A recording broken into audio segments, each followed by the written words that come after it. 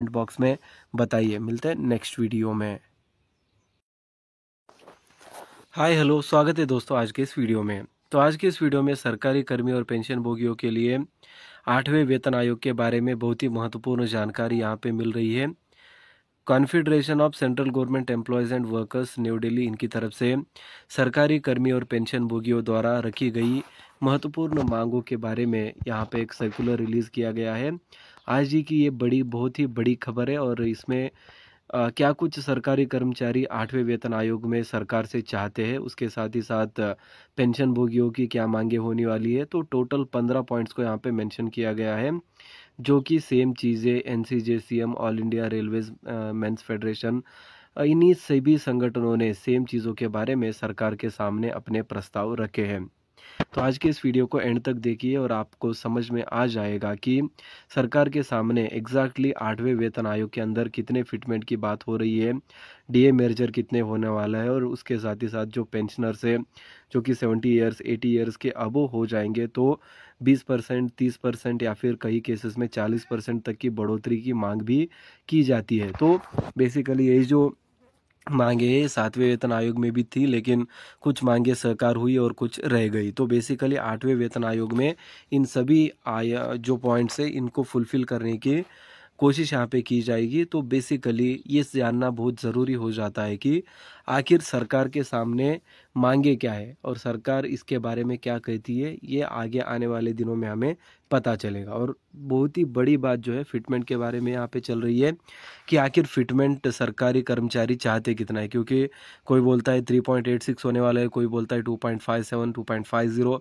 लेकिन एग्जैक्टली जो सरकारी कर्मियों के संगठन है, उनके अध्यक्ष, उपाध्यक्ष या फिर जो पदाधिकारी है वो क्या कह रहे हैं। मतलब जो एआईसीपीआई इंडेक्स पिछले 5-10 सालों में चला है, उसका एवरेज वैल्यू निकाल कर यहाँ पे मांग रखी जाती है कि देश में इतनी सारी महंगाई बढ़ी हुई है तो इसके हिसाब से सैलरी भी इस तरह से बढ़नी चाहिए। तो 2026 में 8वें वेतन आयोग का लागू होना तय है। तो बेसिकली उसी के पहले ऑलरेडी सदन में तो इसकी चर्चा हो चुकी है और सरकार ने कहा है कि 8वें वेतन आयोग का गठन भी हम करेंगे। तो बेसिकली ये पॉइंट इस पर भी है कि 8वें वेतन आयोग का गठन करेगी तो कब करेंगे, फिर उसमें अध्यक्ष उपाध्यक्ष कौन होगा और उनको कितना टाइम दिया जाएगा अपनी रिपोर्ट सौंपने में। क्योंकि जैसे लाइक लास्ट फाइनेंस मिनिस्ट्री ने कहा था कि 15 टू 18 मंथ्स लग सकते हैं एक रिपोर्ट को सरकार को सौंपने के लिए। तो बेसिकली उसी के चलते 6 महीने या फिर 7 महीने में ही रिपोर्ट को तैयार किया जाए, इस तरह की मांग भी चल रही है। क्योंकि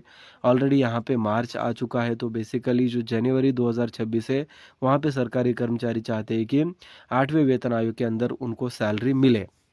तो इन्हीं सभी चीज़ों के बारे में आज के इस वीडियो में हम चर्चा करेंगे। तो वीडियो को एंड तक देखिए और अपने चैनल को सब्सक्राइब नहीं किया तो सब्सक्राइब कर लीजिए। सरकारी कर्मी और पेंशन भोगियों के लिए महत्वपूर्ण जानकारी हम देते रहते हैं। तो यहाँ पे आप देख पा रहे होंगे, good news for government employees, 8 pay demands are out now. So confederation of central government employees and workers new Delhi circular to all the office bearers, national executive members, dear comrades, the confederation has been applauding since long in pursuit of genuine legitimate demands. Unfortunately, the government attitude is suborn and the demands remains unsettled, resulting in resentment among the entire eternity of the central government employees. तो इस पूरे letter को यहाँ पे आपके सामने हम पढ़ेंगे, तो वीडियो को एंड तक देखिए। ऑल राइट, तो देखिए यहाँ पे हमने वेबसाइट भी यहाँ पे खोल ली है, क्योंकि जो प्रिंट मीडिया, न्यूज़ मीडिया, जो भी मीडिया यहाँ पे चल रहा है सभी में एक ही बात चल रही है, 8वां वेतन आयोग क्या मिलेगा, कितना मिलेगा और कब मिलेगा।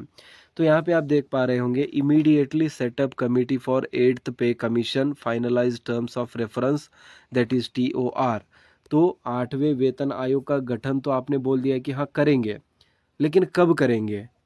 तो हम भी परेशान हो गए और आप भी परेशान हो गए। ये जो वर्ड है ये केजरीवाल जी का आप जानते हैं।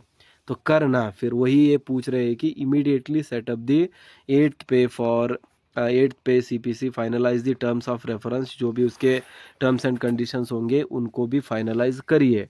कॉन्फेडरेशन चार्टर ऑफ डिमांड्स, तो कॉन्फेडरेशन जो है यहाँ पे डिमांड्स रख रहा है। तो उसी के बारे में फर्दर इन्फॉर्मेशन आपको देखने को मिल रही है। यहाँ पे देखिए सर्कुलर, और यही जस्ट पैराग्राफ मैंने आपको समझाया। तो बेसिकली फिर आगे बोलते जाते हैं।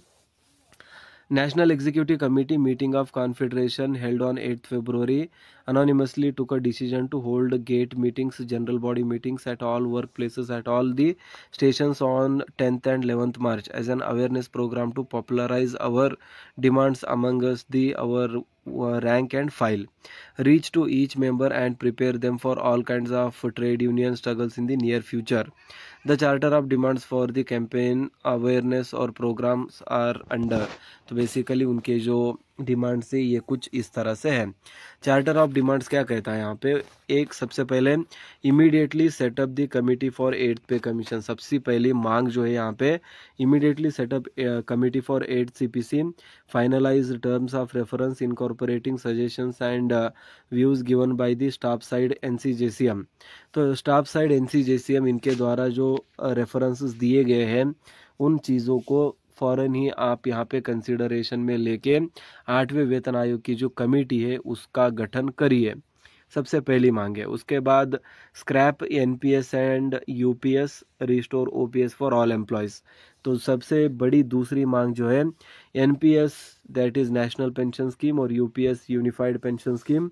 तो हम बोल सकते हैं कि NPS को ही थोड़ा बहुत बदल के यहाँ पे UPS का रूप दे दिया गया है और दोनों ही एक ही समान लगते हैं, जो कि सरकारी कर्मियों को यहाँ पे नुकसान होने वाला है। तो बेसिकली ना ही हमें ये NPS चाहिए ना ही OPS चाहिए, सिर्फ चाहिए तो ना ही NPS चाहिए ना ही UPS चाहिए तो सिर्फ हमें OPS चाहिए। तो इस मांग के तहत UPS सभी सरकारी कर्मियों को मंजूर किया जाए, इस वाली बात को भी यहाँ पे 2 नंबर पर रखा गया है।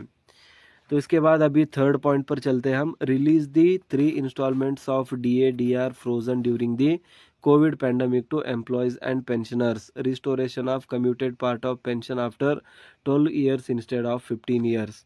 तो जो कोविड समय का DA/DR है उसके बारे में भी 18 मंथ्स का जो DA है उसके बारे में भी सरकारी कर्मियों ने यहाँ पे मांग रख ली है।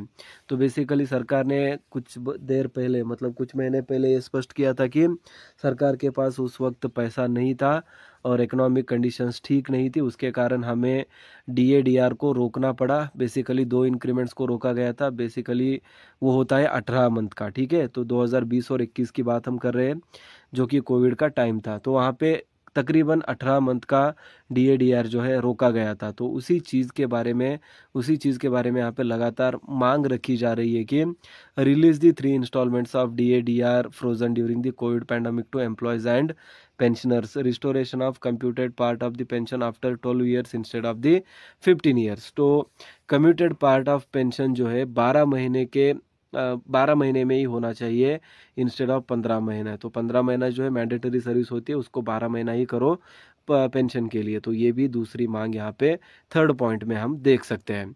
तो आप यहाँ पे समझ पा रहे होंगे कि सरकार के सामने सभी मांगे हैं। 8वें वेतन आयोग का जो गठन है वो किया जाए तुरंत, उसके बाद NPS को कैंसिल करके OPS लाया जाए। फिर तीसरे में लिखा गया है कि 18 मंथ का जो DA है इसको तुरंत ही रिलीज़ कर दिए, क्योंकि ये सरकारी कर्मियों का हक होता है, पेंशनर्स का हक होता है। आप उसको डिले कर सकते हैं लेकिन ऐसे ही कम्प्लीटली अबॉलिश नहीं कर सकते या फिर उसको मतलब गायब नहीं कर सकते आप, ठीक है। तो ये 3 मांगे हो गई, फिर और भी मांगे, बिल्कुल वीडियो को एंड तक देखिए, पूरा मामला यहाँ पे हमें समझ में आ जाएगा। तो फोर्थ वन क्या कह रहा है, remove 5% ceiling imposed on compassionate appointment, grant compassionate appointment in all cases to awards और dependents of the deceased employees. तो बेसिकली जो सरकारी कर्मी यहाँ पे मतलब कुछ कारणवश यहाँ पे देहांत हो जाता है उनका या फिर कुछ घटनाएं हो जाती है जहाँ पे उनकी मृत्यु हो जाती है, तो जो 5% सीलिंग इम्पोज की गई है उसको कंपेंसेशन में निकाल दिया जाए। और फिर उसके बाद 5th पॉइंट जो है, fill up vacant post of all cadre in all the departments, stop outsourcing and corporatisation in government departments.